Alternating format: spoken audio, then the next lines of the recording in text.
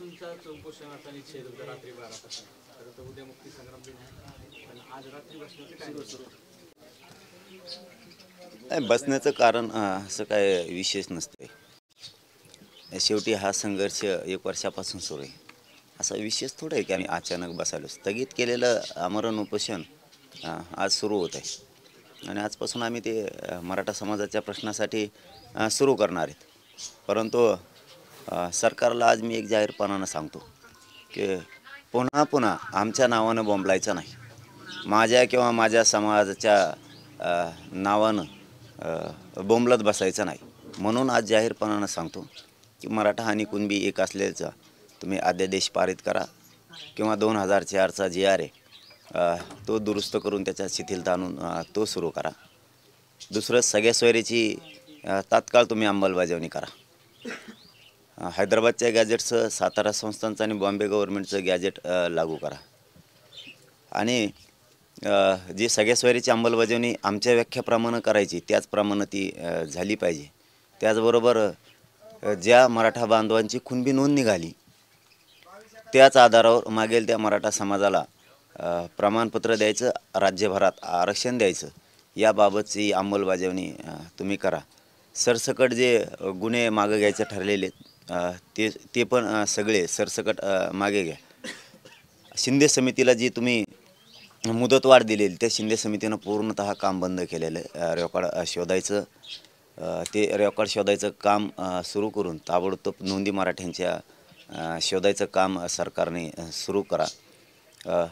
EWS ACBC आरक्षण देऊन गेलं आहे आणि त्या पोरांचे जे हाल व्हायला लागलेत ते तीनही ऑप्शन ठेवा तुम्ही. म्हणजे OBC, कुणबी आणि ACBC EWS तिन्ही पण ठेवा. तिन्हीपैकी एक विद्यार्थी कोणचाही घेणार आणि ज्यांनी फॉर्म भरलेत त्यांचे फॉर्म मात्र रद्द करू नका. ज्या एकूण ह्या सगळ्या मागण्या आहेत मराठा समाजाच्या, या मागण्याच्या बाबत सरकारनं तातडीनं अंमलबजावणी करावी. म्हणून आजपासून आमरण उपोषण सुरू होत आहे. फक्त स्पष्टपणाने हे सांगतो की आमच्या नावाने बोंबलायचं नाही, मला किंवा माझ्या समाजाला राजकारणात जायचं नाही. तुम्हाला आणखीन एक संधी आम्ही द्यायलो या उपोषणाच्या माध्यमातून सरकारला. आमच्या मागण्याची अंमलबजावणी तातडीनं सगळ्याची सगळ्या करा. ज्या तुमच्याकडं 9-10 मागण्या दिलेल्या आहेत, या आताही सांगितल्यात आणि दिलेल्या पण आहेत, या सगळ्यांची अंमलबजावणी तातडीनं करा. कुठंही त्याला अडवणूक फडणवीस साहेबांनी करू नका. आणि कोण कोण असतील आणखीन काही की ज्यांना खूप मस्ती आहे सत्तेची, त्यांना सांगतो की आमच्या नावानं नंतर बोंबलू नका. तुम्हाला संधी आज स्पष्ट सांगितलं, मला याच्यात राजकारण करायचं नाही, मला किंवा माझ्या समाजाला राजकारणात जायचं नाही. पुन्हा त्याच्यानंतर जर दिलं नाही तर आमच्या नावाने बोंबलायचं नाही.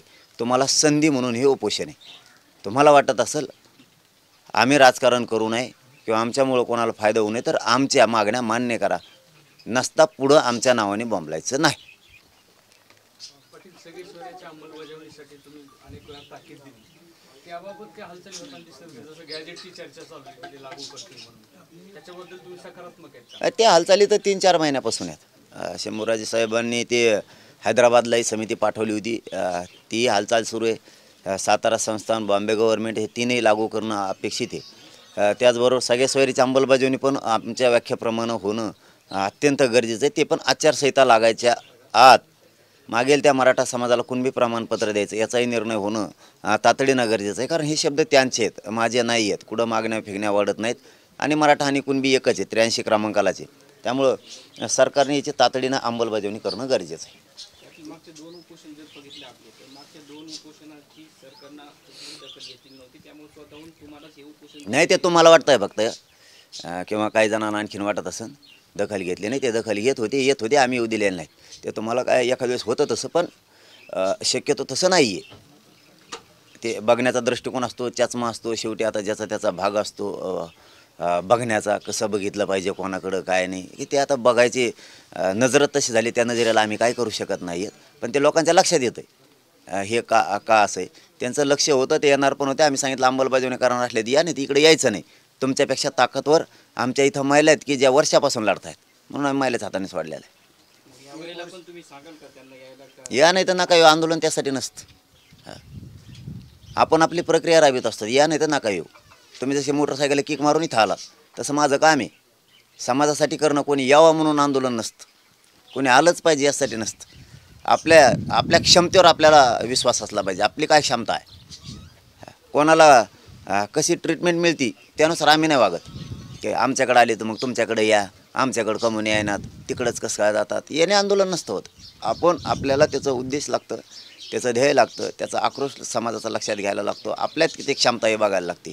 दुसऱ्याच्या क्षमतेवर आपण जगून नाही चालत. गेली 1 वर्ष झालं आंदोलन सुरू आहे. मधल्या काळात तुम्ही सरकारवर आरोप केले, सरकारने कटकारस्थान रचले, तुमच्या आंदोलनासंदर्भात फूट पाडण्याचा प्रयत्न केला. आता तुम्ही परत एकदा उपोषणाला बसताय. सरकारनं पुन्हा मागण्या मान्य नाही केल्या तर पुढची राजकीय भूमिका काय असणार? नाही, ते फूट पाडणं न पाडणं हे त्यांचा कामच आहे. ते पाडत येतात आणि आजही सुरू आहे ते षडयंत्र, ते कुठं बंद आहे. पण मला आजपासून त्या विषयावर बोलायचं नाही. मी सरळ सरकारला पुन्हा संधी द्यायला लागलो की मला आणि माझ्या समाजाला राजकारणाकडे जायचं नाही. आमचं समाजाचं आणि माझं ध्येय मराठा आरक्षण. या राज्यातला सगळा मराठा समाज हा कुणबी आहे. कुणबी आणि मराठा एकच आहे. अनेक शेकडो पुरावे याला उपलब्ध आहेत, अनेक लागन तिथं. त्यामुळं आमचं मराठा आणि कुणबी एक असलेल्याचं अंमलबजावणी करून टाका, कारण 83 क्रमांकाला मराठा आणि कुणबी एकच आहे. सगळ्या सोयरीची अंमलबजावणी पण करा आमच्या व्याख्याप्रमाणे. मागेल त्या मराठा समाजाला सुद्धा नोंद मिळालेल्या मराठ्यांच्या नोंदीच्या आधारावर कुणबी प्रमाणपत्र देण्याची अंमलबजावणी तीही करा. 3ही गॅजेट तातडीनं लागू करा. सरसकट गुन्हे, बलिदान गेलेल्या कुटुंबाच्या सरकारी नोकऱ्या, जे तुम्हाला आम्ही पूर्ण मागण्या दिलेल्या आहेत, रोज रोज ते सांगण्यापेक्षा त्या सरकारच्याही पाठ झालेल्या आहेत. शिंदे समितीनं 24 घंटे काम केलं पाहिजे. मग ह्या जे आमच्या एकूण मागण्या आहेत त्याच्यावरती अंमलबजावणी तातडीनं करा. यासाठी आजपासून आमरण उपोषण सुरू आहे. आम्हाला बाकीच्या विषयात आजपासून बोलायचं नाही. हे सरकारला मी जाहीरपणानं, मुख्यमंत्र्यांना आणि विशेष करून जे राज्य चालवते ते फडणवीस साहेब त्यांना सांगतो, मला आणि माझ्या समाजाला राजकारण करायचं नाही, पुन्हा बोंबलत बसायचं नाही. तुमच्या ते माकडं मुकडं उठत मध्ये. त्यासाठी आजपासून आम्हाला राजकीय विषयावरती कोणत्या विषयावर बोलायचं नाही. माझं आणि माझ्या समाजाचं ध्येय मराठा आरक्षण, ते आम्हाला द्या. जर तुम्ही त्याची अंमलबजावणी केली नाही तर पुढं आमच्या नावाने बोंबलायचं नाही. ही तुम्हाला संधी आहे. जो देईल त्याचा फायदा समाज करत असतो. तुम्ही नाही दिलं तर पुढचं मी आज बोलत नाही, कारण मला आता फक्त आरक्षणासाठी आमरण उपोषण करून तुम्हाला एक संधी द्यायची. उपोषण सुरू करताय तुम्ही, सरकारच्या वतीने कोणाशी बोलणं झालं, कोणाशी चर्चा केली? नाही, फोन नाही, काय नाही कोणाचा. आणि आम्ही ती वाट बघत नाहीत. मी मगाशी सांगितलं, निधून मागत येत असतं. मी आंदोलन करत असतो. माझ्या समाजाची शक्ती आहे. माझा समाज प्रचंड मोठा आहे. माझ्यातसुद्धा क्षमता आहे. मी लढायला सुरुवात करत असतो. कोणी येईन नाही येईन म्हणून मी काम करत नाही. मी काय ते दुसऱ्यासारखे छगन भुजबळसारखे आंदोलनं चालवित नाही की कोणाकडे गेलं की आमच्याकडे या, तिकडंच जाते, इकडे येत नाहीत. हे असले नाही. आम्ही क्षमतेवर, आमच्या मनगटावर, आमच्या ताकदीवर, बळावर आम्ही विश्वास ठेवतो. असले रडत नाही छगन भुजबळसारखं, तिकडं जाते आणि इकडं कमी येत नाही. ते म्हणत असतो ना, मंत्रालयात अंतरवाले टाका, तिथे रडत नाही तसं आम्ही त्यांच्यासारखं. निवडणुका जवळ आलेल्या आहेत, आचारसंहिता लवकर लागू होणार आहे. नेमकं तुम्ही आज सुरू करताय आंदोलन, तर याकडे कसं बघताय? कारण की दिवस कमी राहिले, लढा खूप मोठा आहे. निवडणुकीशी आम्हाला देणं घेणं नाही. तेच सांगितलं ना, आचारसंहिता म्हणजेच निवडणुकीचीच आचारसंहिता लागणार आहे ना. आचारसंहिता दुसरी थोडीच कोणाची लागणार आहे. आम्हाला त्या निवडणुकीशी देणं घेणं नाही. म्हणून मी आज स्पष्टपणानं सांगितलं आहे. आणि मी हे मुद्दामहून आपल्या पत्रकार बांधवांना सांगतो हा शब्द, की मला आणि माझ्या समाजाला राजकारणात जायचं नाही आहे. राजकारणाचा एकही शब्द आम्ही बोलणार नाहीत. पण आमच्या अंमलबजावण्या करा आणि त्याच्यानंतर बोंबलायचं नाही. आणि मग मात्र माझा समाज तुमचं ऐकून घेणार नाही.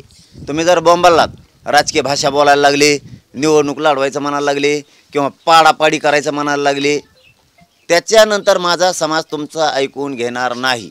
तुम्हाला ही संधी आहे आता. आम्हाला राजकारणाबद्दल एक शब्द बोलायचा नाही.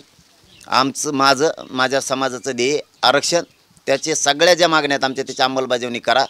हे सरकारला आम्ही प्रामाणिकपणानं सांगतो.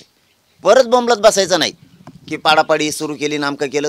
जो देईल तो देणारा समाजाला दिसणार. नाही दिलं फिरून बोंबलायचं नाही, मराठी ऐकून बी घेणार नाही. म्हणून मी पुन्हा एकदा माझा जीव जाळायला लागलो. सरकारला संधी आता द्या. तुमचं ठरले का दादा, मग काय करायचं निवडणुकीमध्ये? नाही, मी आत्ताच सांगितलं की आम्ही सरकारला स्पष्टपणानं आपल्या सगळ्याच्या माध्यमातून सांगायला लागलो की राजकारणाकडं मला आणि माझ्या समाजाला जायचं नाही. आमचं मुख्य ध्येय आरक्षण, ते द्या. त्याच्यानंतर आमच्या नावाने बोंबलायचं नाही. की राजकीय स्टेटमेंट सुरू झाले, राजकीय भाषा बोलायला लागले, पाडापाडी करायला लागले. नंतर बोलायचं नाही, तुम्हाला संधी. आम्ही समाज म्हणून उपोषणाला आज पुन्हा बसतोय. आमचं ध्येय आरक्षण आहे म्हणून बसतोय. मला राजकीय भाषा वापरायची वेळ येऊ देऊ नका किंवा पुढची कोणतीच वेळ येऊ देऊ नका. मी माझ्या समाजालाही सांगतो, मला राजकारण करायचं नाही आणि माझ्या समाजालाही करायचं नाही. हेच मी समाजाला सांगतोय. आपलं ध्येय आरक्षण आहे आणि आपल्या ज्या मागण्या आहेत 8-9 त्याच्यावर अंमलबजावणी सरकारने करावी. सरकारने नाही केली तर समाजाने उघड्या डोळ्यानं बघावं. मी आरक्षणासाठी उपोषणाला बसतोय. जर सरकारनं नाही दिलं तर याला देवेंद्र फडणवीस जबाबदार असणार आहे, हे समाजानं लक्षात ठेवावं. कारण मी आज स्पष्ट सांगितलं माझ्या समाजासमोर आणि राज्यातल्या मराठ्यांना पुन्हा सांगतोय, मला राजकारण करायचं नाही आणि माझ्या समाजाला पण करायचं नाही. पण मराठ्यांनी हे मात्र लक्षात ठेवा, माझा शब्द, आपल्याला राजकारणात दोघांना जायचं नाही म्हणून मी आज त्यांना उपोषण करून मागणी करायला लागलो आहे. आता त्यांना म्हणा द्या, भाजपमधले काही जे माकडे आहेत ज्यांना सत्तेवर आणि नेत्यावर प्रेम आहे त्यांनी पण आता स्पष्ट सांगा, मनोज जरांगे हा उपोषणाला फक्त मराठा आरक्षणासाठी बसलाय, त्याच्या ज्या मागण्या आहेत त्या पूर्ण करा. हे तुमचा जीव मानता तुम्ही, त्याला काय मानतात मला नाही माहीत, त्या काय मानतात. काही जण बरेच होते असे वारं ते जे हे तर त्यांनी आपलं तिकडं जाऊन सांगा की तो फक्त मराठ्यांसाठी बसलाय, आरक्षणासाठी बसलाय. त्याच्या मागण्या मान्य करा. जर पुढची वेळ, पुढचं संकट आपल्यावर येऊ द्यायचं नसलं तर त्याच्या आणि त्याच्या समाजाच्या मागण्या मान्य करा. आणि मराठा समाजालाही सांगतो की मी फक्त आपले लेकरं मोठे व्हावेत म्हणून बसायला लागलो. सरकारनं आपल्या मागण्याची अंमलबजावणी करावी. आता इतकं स्पष्ट देवेंद्र फडणवीसला आता सांगितलं आहे. मराठा समाज, तुम्हाला जर ती नाराजी भरून काढायची असली तर आरक्षण मराठा समाजाला द्यावं लागणार. तुम्ही जर नाही दिलं तर पुढं माया नावाने, माया समाजाच्या नावाने बोंबलायचं नाही आणि माझा मराठा समाज ऐकून घेणार नाही आणि भाजपातला सुद्धा मराठा समाज ऐकून घेणार नाही मग सरकारचं. कारण मी प्रामाणिकपणाने सांगितलं, मी आमरण उपोषणाला बसवलो आहे. पुन्हा एकदा जीवाची बाजी लावली की आरक्षण द्या. तुम्ही नाही दिलं तर भाजपमधला मराठासुद्धा वेगळ्या रस्त्यावर उतरणार आहे, हे मी जाहीर सांगतो. म्हणून पुढचं बोलायची वेळ आम्हाला येऊ देऊ नका. कारण पुढं जर आम्ही निर्णय घेतले, आमच्या नावाने बोंबलायचं नाही. कारण तुम्हाला आता आजपासून संधी दिली, आज उपोषणाला बसतोय. आमच्या मागण्या पूर्ण अंमलबजावणी करा. पाटील, धनगर आणि धनगर एकच असल्याचं थोडक्यात स्पष्ट केलं सरकारने. त्यासंबंधीचा GR देखील निघणार आहे, याकडे कसं होणार? चांगली गोष्ट आहे ना. त्यांची मागणी का आजची नाही आहे. संविधानापासूनचं धनगर समाज हा एसटी आरक्षणात आहे. त्यांच्या लेकराला सुविधा मिळाल्या पाहिजेत जास्तीच्या. यातून त्यांना आणखीन जास्तीच्या सुविधा मिळतील, त्यांचे लेकरं मोठे होतील. तो कष्ट करणारा समाज आहे. ती छगन भुजबळला ना दे ओबीसी मराठ्यात भांडणं लावून द्यायचं. आमची तो विचार नाही आहे, संस्कार पण नाही आहे. गोरगरीब धनगरांचं कल्याण झालं पाहिजे, एसटीतून आरक्षण त्यांना मिळालं पाहिजे, त्यासाठी त्यांचं आंदोलन सुरू आहे. आणि आम्ही बोललोसुद्धा त्या विषयावरती. त्या बांधवांशी आम्ही चर्चा केली फोनवरून.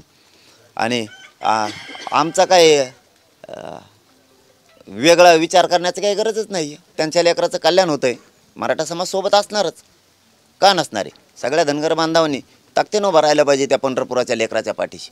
कारण ते जीवाची बाजी लावून बसले तिथं. कारण उपोषण ही साधी गोष्ट नसती. विरोध करायचा म्हणून करायचा नसतो, बोलायचं म्हणून बोलायचं नसतं. शेवटी त्यांच्या जीवावर बेततं आहे तिथं उपोषण करताना. सगळ्या धनगर बांधवांनी आपल्या स्वतःच्या लेकरासाठी ताकदीनं उभं राहायला पाहिजे. मराठा समाजसुद्धा सोबत आहे.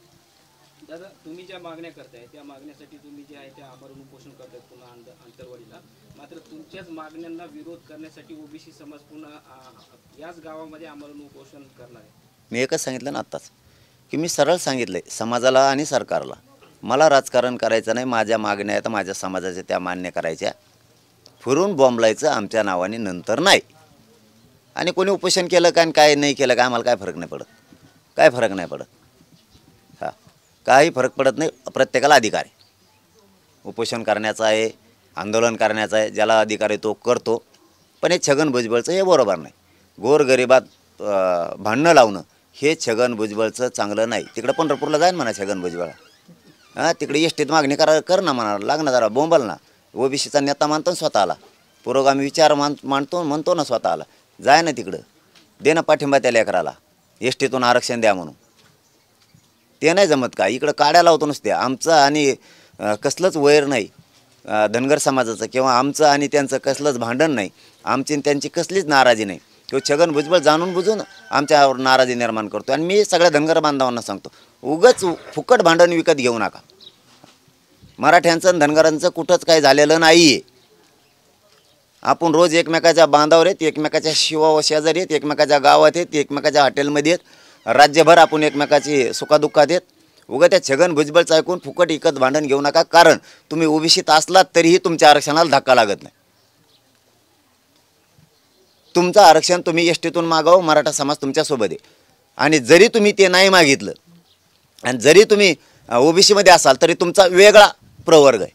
तुमच्या आरक्षणाला आमच्यामुळं धक्का लागत नाही. उगाच छगन भुजबळचं ऐकून विनाकारण धनगरात आणि मराठ्यात नाराजी पसरू नका कसल्याच प्रकारची. हे मात्र माझं त्यांना सांगणं. शेवटी त्यांचा विचार त्यांच्यापाशी. ती छगन भुजबळ नुसता बुद्धिभेद करून भांडणं लावणारा, दंगली घडवणारा माणूस, त्याला दंगली घडवायच्यात. कारण आमच्या गाड्या तिथून येणार जाणार, धक्का नाही लागला तरी लागला म्हणणार तो छगन भुजबळ. आणि कोणाला तरी काहीतरी करायला लावणार, खोड काढायला लावणार, नाही कुणी काही बोललं तरी बोललं म्हणणार, असं तो छगन भुजबळ शिकून ठेईल आणि इथं दंगल लावी. मी त्या जालन्याच्या SP सह गृहमंत्र्यांना त्यांना सगळ्या सांगतो, माझे एक काही माणसाला खर्चाडलं नाही पाहिजे. हो, मी स्पष्ट सांगतो, ते छगन भुजबळला दंगले गाडवायच्यात. हां, तिथून आमचे लोक येणार आहेत, जाणार आहेत. तिथं कोणालाही कसल्या प्रकारचा त्रास नाही झाला पाहिजे, यांना दंगले काढायच्यात. कारण त्यांच्या काही भाजपच्या त्या देवेंद्र फडणवीसच्या आमदारांनी शिक्कामोर्तब केलेले मणिपूरसारखी परिस्थिती, म्हणजे यांना दंगले काढवायच्यात. उपोषणापुढंच उपोषणं बसवायचे, नाही लोक बोलले तरी गाडीचा धक्का लागला म्हणायचं, त्यांना हाणायचं, नाही घोषणा दिली तरी घोषणा दिली म्हणायचं, त्यांना हाणायचं. हे प्रकार जमणार नाही छगन भुजबळ. तू इथं दंगल घडू नको, आम्ही एकमेकाच्या ताटात जेवणार आहेत. आणि धनगर बांधवांना सांगतो, तुमची आमची काही नाराजी नाही, तुमच्या आरक्षणाला आमच्यामुळं धक्का लागत नाही. उगाच छगन भुजबळचं ऐकून फुकट भांडण विकत घेऊ नका. तुमचे आणि आमचे संबंध चांगले आहेत की दोन मोठाले वर्ग आहेत. अरे उलट एक या ना, धनगर आणि मराठी एक आले ते पालती उलती होती सगळे. हे कोणची लढाई विनाकारण एकमेकाच्या अंगावर जायची. धनगर बांधवांना कळतंय की आपल्या आरक्षणाला, गरिबाला कळतंय आपल्या आरक्षणाला धक्का लागत नाही, तरी आपले लोक का लढतात उगाच त्या छगन भुजबळचं ऐकून. हां, मराठ्यांनी जर तुमच्या आरक्षणाला विरोध केला, ST आरक्षणाला, हां, मग आम्हाला तुम्ही विरोध करा, मग हे पटतंय, हे रीतीत हे. आम्ही समजा STतून धनगर बांधवाला आरक्षण अजिबात द्यायचं नाही किंवा धनगर बांधवाला हे असं होतंय असं काय आम्ही बोललो तर मग विरोध करा. अरे आम्ही जरी ओबीसीत मागितलं आणि तुम्ही जरी ओबीसीत असाल, तुमचा वेगळा प्रवर्ग आहे, तुम्हाला तुमच्या आरक्षणाला धक्काच लागत नाही आमच्यामुळे. तुम्ही कशा लढता? तुम्ही कशामुळं मराठ्यांच्या अंगावर नाराजी घेताय? कसे काय लढायचं कारणच नाही तुमचं कसलंच. विरोध केल्यावर तुम्ही ताकदीनं लढा. बळच चूक काय करायची गरज आहे? बळच मराठ्याच्या अंगावर कशामुळे धावून जायचंय? काही कारण नसताना. आणि गरीब धनगरांना कळतंय हे बळच अंगावर धावून येते. मराठ्याच्या अंगावर उगाच जायला लागलेत, घेणं नाही देणं नाही, आपल्या आरक्षणाला धक्का लागत नाही तरी त्यांच्या विरोधात आंदोलन करतात. छगन भुजबळ येऊ, हे बाकीच्यांना दोष मी कधीच दिला नाही आत्तापर्यंत. एक काय धनगरांच्या आणि ओबीसीच्या नेत्याला मी दोष दिलेला नाही आत्तापर्यंत आणि कधी देणार सुद्धा नाही. त्यांची चुकच नाही. ह्या दंगली घडवणं, भांडणं करणं, मारामाऱ्या करायला लावणं हे छगन भुजबळचं काम आहे. हां, तेव्हा म्हातारपणाला ह्या वाईट गोष्टी करायला लागला फडणवीसचं ऐकून. कारण फडणवीस ह्यो त्या भुजबळला साथ देतोय म्हणून तो भुजबळ तसा करतोय. याला सगळा जबाबदार, जर उद्या काही दंगली झाल्या आणि मराठ्यांच्या माणसाला जर कुठं धक्का लागली, याला सगळा जबाबदार छगन भुजबळ आणि फडणवीस असणार आहे. हां, 100% सांगतो मी की ह्यो फडणवीसच त्याला पुढं घालतोय त्या भुजबळला. उद्या जर काय झालं कुठं, आमचं शांततेत आंदोलन आहे, याला पूर्ण जबाबदार फक्त देवेंद्र फडणवीस असणार आहे. मराठ्यांनो लक्षात राहू द्या, याला फक्त देवेंद्र फडणवीस जबाबदार आहे. हां, आणि तो त्याच्या माध्यमातून दंगली घडून आणणार आहे. तुम्ही उपोषणात बसताय, वेळ काय असणार आहे आणि अन्न त्यागासोबतच पाणी सोडणार आहेत का औषध उपचार सोडणार? नाही, आपलं सगळं तसंच असतं. आपलं सगळं का धंदाच तसा असतो, सरळ सरळ असतो. आपलं संग काहीच नसतं. एकदा पडले की पडले तसंच असतं. हां, मी पडलो आणि आरक्षण नाही दिलं की ती गेली. उपोषणाची वेळ कशी असणार? 12 वाजता, 12-1ला रात्री आज सुरू करणार. फक्त पुन्हा सांगतो, पुढं बॉम्बलायचं नसेल, मराठ्यांची नाराजी काढायची असेल तर सगळ्या मागण्याची अंमलबजावणी देवेंद्र फडणवीसनी करायची. दंगली आणि मारामाऱ्या लावायचं बंद करायचं फडणवीसांनी. आणि राजकीय भाषा आम्हाला बोलायची नाही. बोलू द्यायची नसेल तर आमच्या मागण्याची अंमलबजावणी करा. मला आणि माझ्या समाजाला राजकारणात जायचं नाही म्हणून आज आमरण उपोषण करून तुम्हाला ही संधी आहे. कारण समाज पुढं ऐकून घेणार नाही. माझा समाज सरळ तुम्हाला प्रश्न विचारणारे फडणवीसला की सांगितलं होतं त्यांनी उपोषणाला बसतानीच आम्हाला राजकारणात जायचं नाही, आमचं आरक्षण द्या. तुम्ही का दिलं नाही म्हणून पुढच्या गोष्टी घडल्या. मग पुढं बोंबलायचं नाही आमच्या नावानं. पाडापाडी म्हणायला लागले, नामका म्हणायला लागले, तमका म्हणायला लागले, मग बोंबलायचं नाही. ही तुम्हाला संधी समाजाच्या वतीने. धन्यवाद.